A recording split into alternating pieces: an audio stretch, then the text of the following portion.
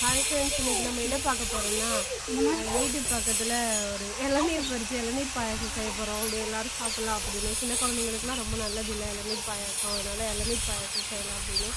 வாங்க இளநீர் பறித்து இளநீர் பாயாசம் செய்யலாம். இது எங்கள் வீட்டுக்கு பக்கத்தாடி உள்ள மரம் தான். எங்கள் வீட்டு மரம் தான். அதில் தான் எங்கள் அம்மா பறிச்சிட்ருக்காங்க இளநீர்.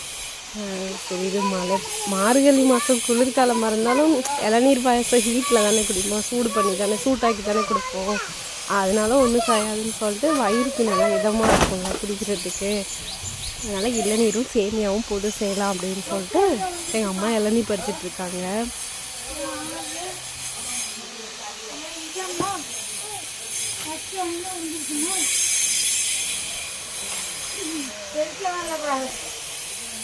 சேர்த்து தான் போட்டு குறும்ப ரொம்ப குறும்ப இளநீ இளநீ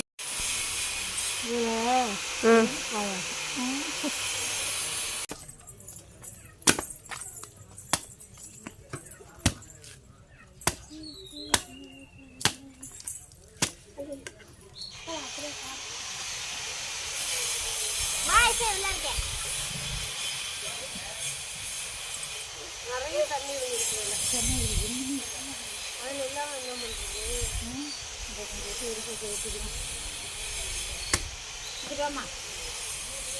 வாடி சொன்ன கேட்குறாளா?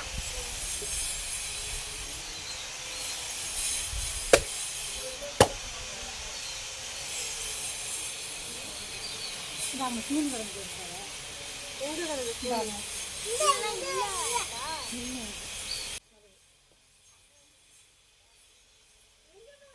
எங்கே கிடந்து பாரு, கழுவி போட்டேன் மறந்துட்டு போல இருக்கு. அது குட்டியை நல்லா இருக்கு.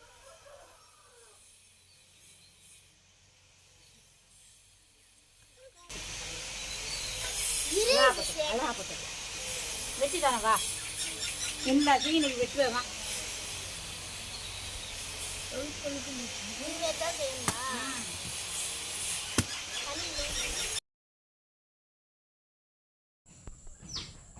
எங்கள் இசை பார்த்திங்கன்னா அவளுக்கு தேங்காய் தண்ணி இளநீ கொடுக்கல அப்படின்னு ஒரே சண்டை.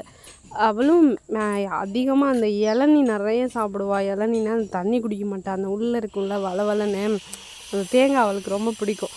அதனால் அவளுக்கு கொடுக்கல அப்படின்னு சொல்லிட்டு ஒரே சண்டை. பாயாசம் வைக்கிறதுக்கே அவள் கொஞ்சோண்டு தான் கொடுத்தா. அவள் தின்னது போக தான் மிச்சம்னா எங்களுக்கே கிடச்சிது. அதை வச்சா சரி ஓகே பாயாசம் செய்யலாம் அப்படின்னு.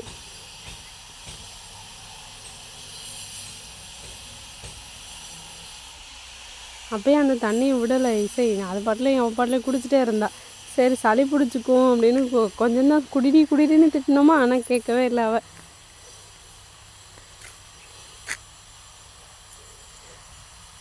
அப்புறம் நிறைய பேர் வந்து இந்த இளநீல பூ இளநின்னு சொல்லுவாங்க.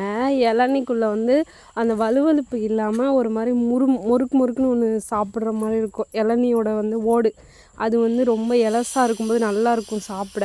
அது யாரெல்லாம் சாப்பிட்ருக்கீங்க? அந்த மாதிரி மொறுன்னு இருக்குது. நாங்கள் வெட்டின இளநில எல்லாமே அப்படி தான் இருந்துச்சு. அந்த பாயாசம் செய்கிறதுக்கு அந்த வளவளப்பு வந்து ஒரு 2-3 தேங்காய் இளநில தான் இருந்தது. பாக்கி எல்லாத்துலேயுமே அந்த மொறுன்னு இருக்கிறது தான் இருந்தது. இந்த பார்த்திங்களா, இதுலேயும் அப்படி தான். அதில் வந்து கொஞ்சம் கொஞ்சமாக இருக்கிறத மட்டும் சுரண்டி கொட்டிக்கிட்டு இருக்கா.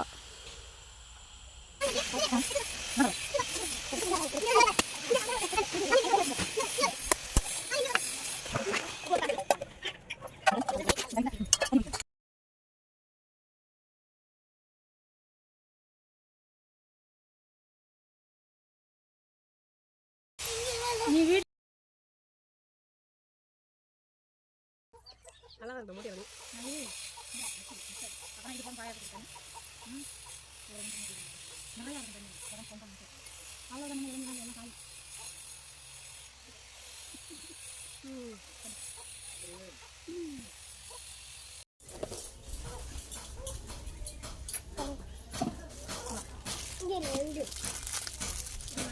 அன்றைக்கி பார்த்திங்கன்னா இளநீர் பாயாசத்துக்கு வந்து சேமியா தான் சேர்த்துக்கிட்டேன்.